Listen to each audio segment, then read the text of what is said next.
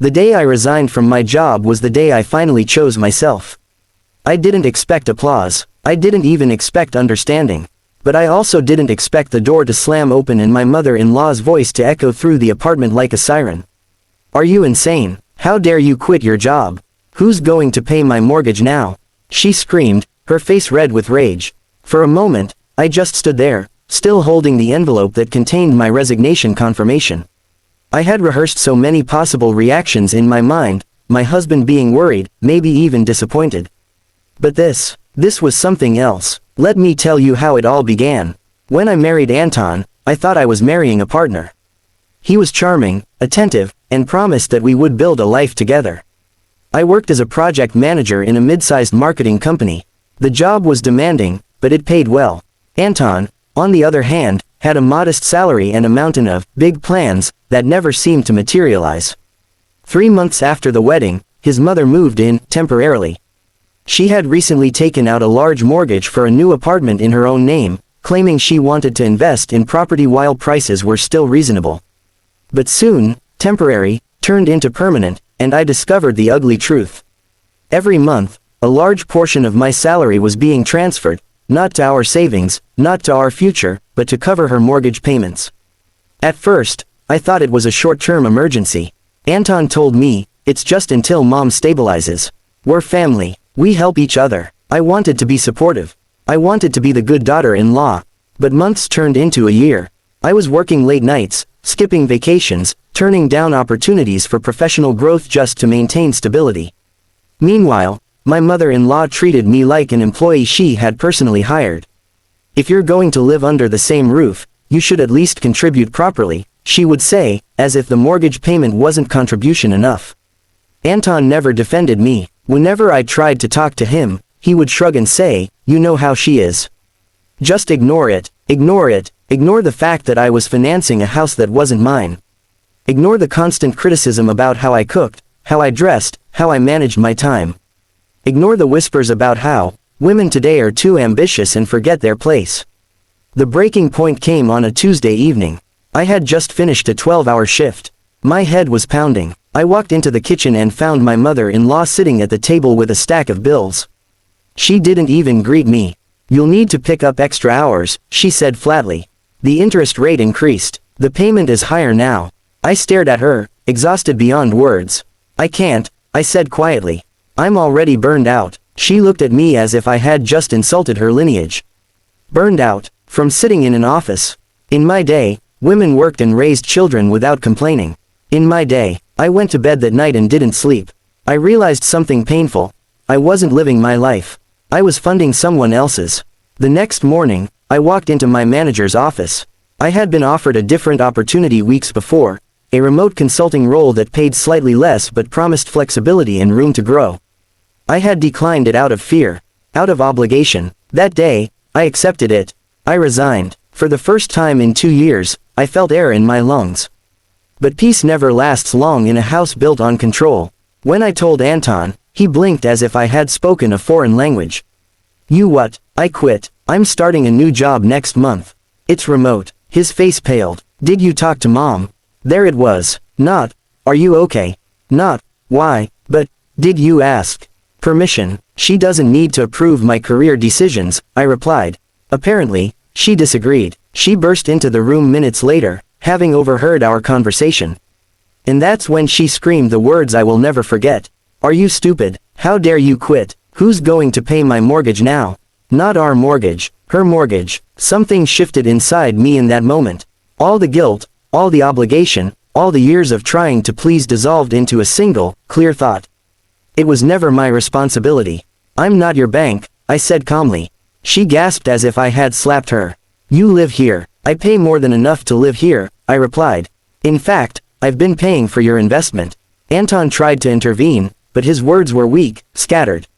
"Let's just calm down." But I was calm. For the first time, I was calm. "I'm not paying the mortgage anymore," I continued. "You and Anton can figure it out." Silence fell like a heavy curtain. My mother-in-law's expression changed from anger to something colder. "So you're abandoning family?" "No," I said softly. "I'm stopping the exploitation." That night, Anton accused me of being selfish. He said I was destroying the family's stability. I asked him a simple question. If your mother couldn't pay her mortgage, would she sell the apartment? He hesitated. No, she'd expect us to help. Exactly, I replied. She bought something she couldn't afford, assuming I would carry it. Over the next weeks, the tension in the apartment became unbearable. My mother-in-law barely spoke to me except to make sarcastic comments. Anton withdrew into silence, but something interesting happened. With my new remote job, I began to thrive. I worked reasonable hours. I took care of my health. I started saving money, for myself. And when the next mortgage payment was due, I didn't transfer a cent. The shouting returned, the blame, the accusations, but this time, I didn't crumble. Instead, I packed a suitcase. I had been quietly preparing. I found a small apartment closer to the city center. It wasn't luxurious, but it was mine. No hidden expectations, no emotional debts. When I told Anton I was leaving, he looked shocked. You're overreacting. No, I said, I'm finally reacting appropriately. He asked if this meant divorce. I told him it meant clarity. I married you, I said, not your mother's financial obligations. He didn't follow me when I walked out the door. Months have passed since that day. I heard through mutual friends that the apartment was eventually rented out to help cover the mortgage. They figured it out, just like I said they would. As for Anton, he called a few times. He said the house feels empty without me. He said his mother complains constantly now that she has to manage things herself. I wished him well, but I didn't go back. Leaving wasn't easy. Society teaches women to endure, to sacrifice, to be the glue that holds everything together, even when the structure is collapsing on them. But there is a difference between support and servitude. Between family and financial dependency disguised as love. I don't regret quitting my job. I don't regret refusing to fund someone else's poor decisions. And I certainly don't regret choosing peace over constant criticism. Sometimes the loudest scream in the room reveals the deepest truth. Her scream wasn't about my career. It was about losing control. And the moment I understood that, I stopped being afraid. Today, I wake up in a quiet apartment that echoes only with my own thoughts. I work on projects that excite me. I invest in my own future. And every time I transfer money into my savings account, I smile, not because of the amount, but because of what it represents. Freedom. The moral of my story isn't about conflict with a mother-in-law, it's about boundaries. If someone's stability depends entirely on your silent sacrifice, that's not stability. That's exploitation. No one has the right to demand your exhaustion as proof of loyalty. And sometimes, the bravest thing you can do is say no, walk away, and let people face the consequences of choices they made long before you arrived. Because your life is not a payment plan for someone else's mortgage. When I closed the door behind me that night, I didn't feel brave. I felt terrified. The hallway of my new apartment building smelled like fresh paint and unfamiliar lives. My suitcase wheels echoed against the tiles as if announcing that I had officially crossed a line I could never uncross. For 2 years, I had lived in noise, constant criticism, passive-aggressive comments, financial pressure disguised as family duty. And now, suddenly, there was silence. The first night alone was the hardest. I sat on the floor because my furniture hadn't arrived yet. The walls were bare. The kitchen cabinets were empty except for a kettle and 2 cups I had bought on the way. I remember staring at my phone, half expecting Anton to call and say, "Come back. We'll fix this." He didn't. Instead, I received a message from my mother-in-law. "So this is how you repay everything we've done for you." I read it twice. Everything we've done for you. It was strange how easily people rewrite history when they feel threatened. I didn't respond. For the first time, I didn't feel the need to defend myself. The next morning, I woke up to sunlight instead of shouting. I made coffee in silence. I logged into my new remote job. My colleagues greeted me warmly on video calls.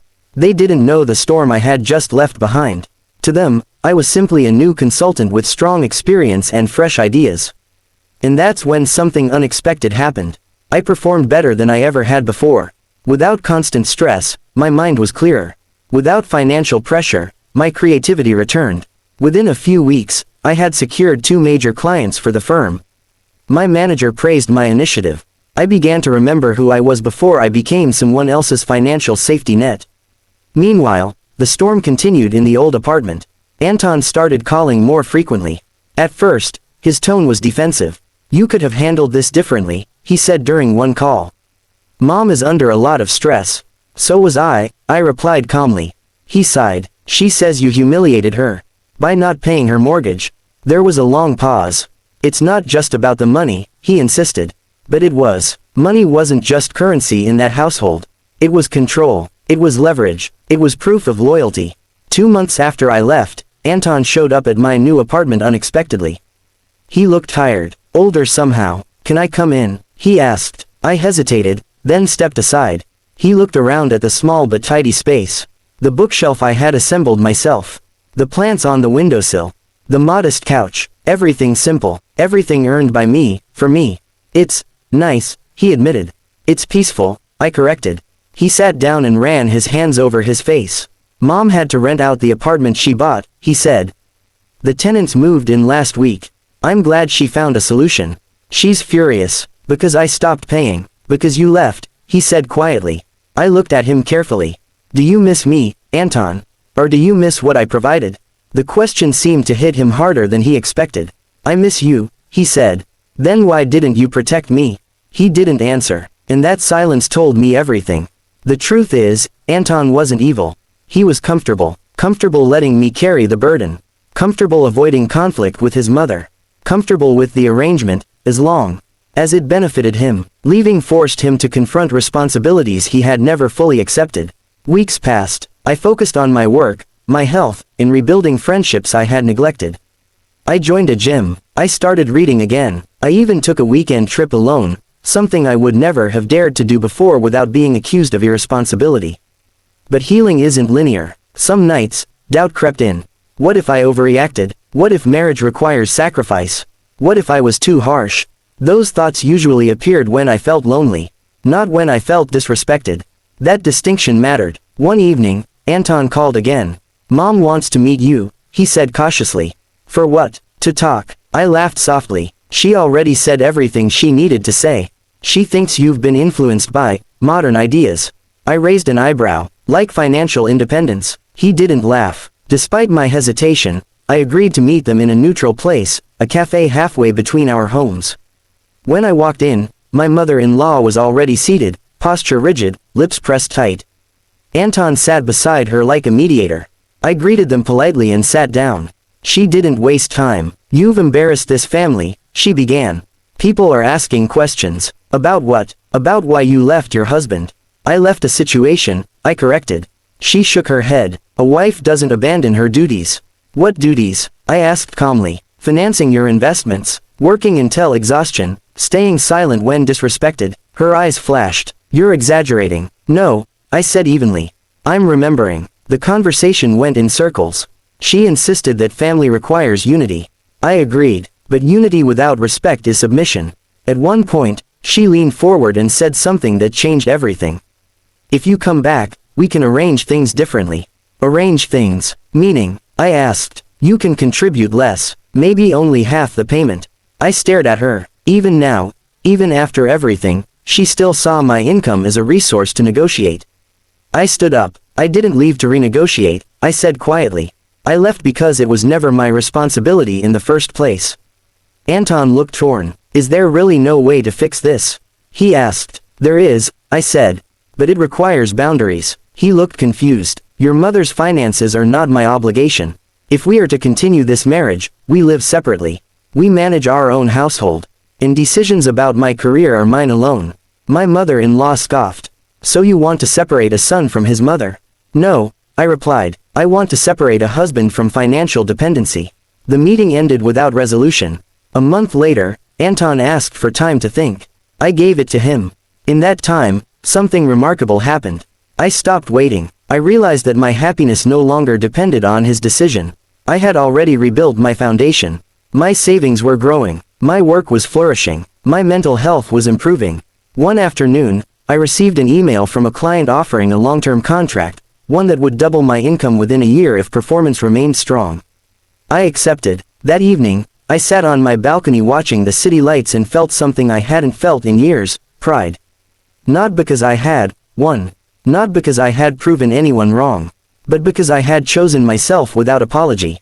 2 weeks later, Anton came to see me again.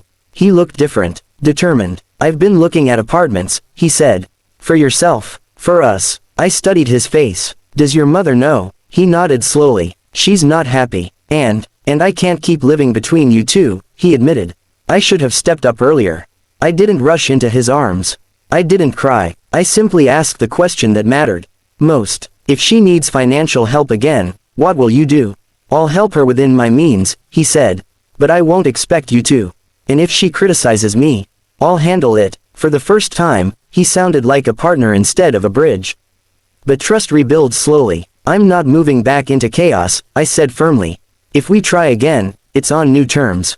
Equal responsibility, mutual respect, no hidden expectations. He nodded. I understand. Do I believe him completely? Not yet, but here's the difference between the woman I was and the woman I am now. I no longer fear walking away. If reconciliation happens, it will be because it adds peace to my life, not because I feel guilty or pressured. And if it doesn't, I will still be fine. Because the real transformation wasn't leaving the apartment. It was leaving the mindset that told me my worth was measured by how much I could endure. Family should not feel like a financial contract written in invisible ink. Marriage should not feel like employment without salary. And love should never require you to sacrifice your autonomy. The woman who was screamed at, called irresponsible for quitting her job, no longer exists in the same form. She evolved. She understood that sometimes the loudest accusations are projections of fear. Fear of losing control. Fear of losing convenience. Fear of facing reality without someone else paying the bill. Today, when I transfer money into my savings account, it's not just currency. It's proof that I broke a cycle. Whether Anton truly changes or not remains to be seen. But one thing is certain. I will never again confuse sacrifice with love. And I will never again allow someone to mistake my independence for rebellion. Because choosing yourself is not selfish. It's necessary.